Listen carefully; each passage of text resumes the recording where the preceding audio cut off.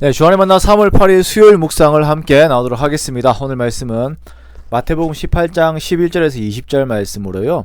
교회 안에서 범죄한 자에 대한 권징이라고 하는 제목으로 함께 묵상을 나누도록 하겠습니다.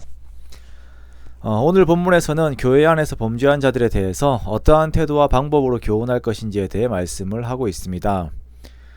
우리가 신앙생활을 하면서 교회의 거룩을 지키기 위한 노력들을 해야 합니다. 오늘날 우리가 교회 안에서 범죄한 일들, 잘못된 태도들을 대하는 법들에 대해서 조금은 소극적인 태도를 보일 때들이 참 많이 있지요. 우리가 그 사랑이라고 하는 명분으로 인하여서 교회 안에 그 거룩을 훼손하는 것들에 대해서 어물쩡하게 넘어가는 경우들이 있습니다. 이렇게 되면 교회의 모습이 이상하게 변하게 되어요.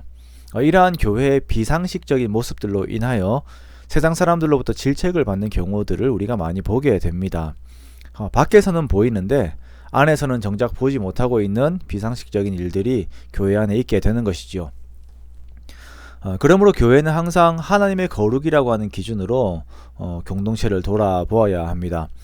부모의 기준이 없는 잘못된 사랑이 아이를 방임하여 버릇없는 아이로 자라게 하는 것처럼 우리들이 혹시나 교회 안에서 기준이 없는 방임을 사랑이라고 하는 이름으로 하여서 좋지 않은 결과를 낳을 수 있음을 항상 주의해야 하는 것입니다.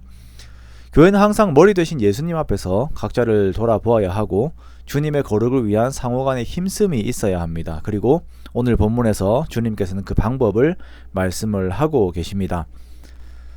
누군가 교회 안에서 범죄하게 되면 여기에서는 총 4가지의 단계로 이 문제 해결이 진행이 되어야 합니다. 첫 번째 단계는 권고입니다. 교회 안에서의 형제가 범죄한 일이 있으면 그것을 인지한 사람이 그 사람에게 가서 권고합니다. 15절의 말씀에 의하면 이렇게 하는 이유는 그 사람을 얻기 위해서예요. 자, 여기에서 우리는 범죄를 저지른 사람에 대한 태도를 배우게 됩니다. 죄를 인식했지만 그 죄의 지배가 그 당사자와 공동체에 임하는 것을 막는 것이죠. 그러므로 그 죄의 지배를 받은 사람을 살리는 것이 첫 번째입니다. 그것을 위하여 먼저 그 사람에게 개인적으로 권면을 하라는 것입니다. 우리는 누군가의 흠을 발견하게 되면 그것을 다른 자들과 함께 이야기하는 것이 더 빠른 것 같습니다. 이러한 행위는 책임의 여부를 생각하지 않는 비겁한 행위이고 또한 죄가 공동체를 지배하는 것을 막는 것에도 전혀 도움이 되지 않습니다. 구약 성경에서는 죄에 대해 증언하는 자가 먼저 돌을 던져야 합니다. 그러나 주님께서는 그 죄를 본 자가 먼저 그 사람을 회복시키는 일을 하라고 하시는 것입니다. 자, 그러나 이러한 권고에도 그가 돌아오지 않는다면 이번에는 두세 증인을 세우는 작업을 해야 합니다. 다른 이에게 이것을 알리고 함께 가서 그 사람을 회복시키는 작업을 해야 합니다. 그러나 이것도 되지 않으면 교회에 말하고 교회의 말을 듣지 않으면 이방인과 세리와 같이 여겨야 합니다. 이방인과 세리와 같이 여긴다라고 하는 것은 출교를 의미하는 것이에요.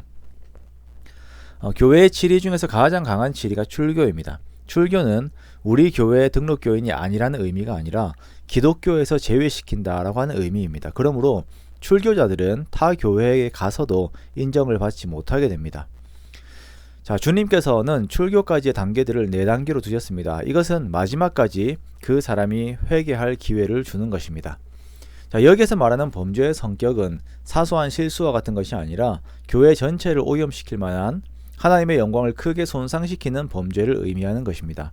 이러한 것을 그대로 두면 그 죄가 누룩과 같이 퍼져서 교회를 오염되게 하고 무너지게 합니다. 많은 교회들이 목회자나 중직자의 범죄를 두고 쉬쉬하고 다른 이슈로 그러한 것들을 덮으려고 합니다.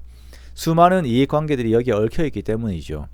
저 목사님이, 저 장로님이, 저 권사님이, 저 사람들이 무너지면 우리 교회가 무너진다라고 하는 그 집단 이기주의 때문에 권징을 하지를 못해요. 우리가 항상 기억해야 하는 것은 교회의 주인은 예수님이시다라는 것입니다. 우리는 주님의 영광을 위해서 존재하는 자들이라는 것을 항상 잊지 않아야 합니다. 그리고 이 교회를 이끌어 가시고 교회에 힘을 주시고 교회가 교회 되게끔 또한 교회가 생존하게끔 하시는 분도 예수님이세요.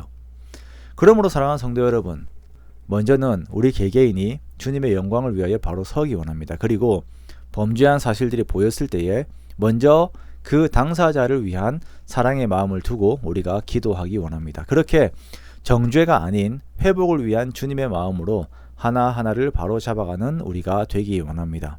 그렇게 교회가 죄의 영향력이 아닌 주님의 영향력으로 바로 세워져야 합니다. 우리가 그렇게 바로 세워지기 원합니다.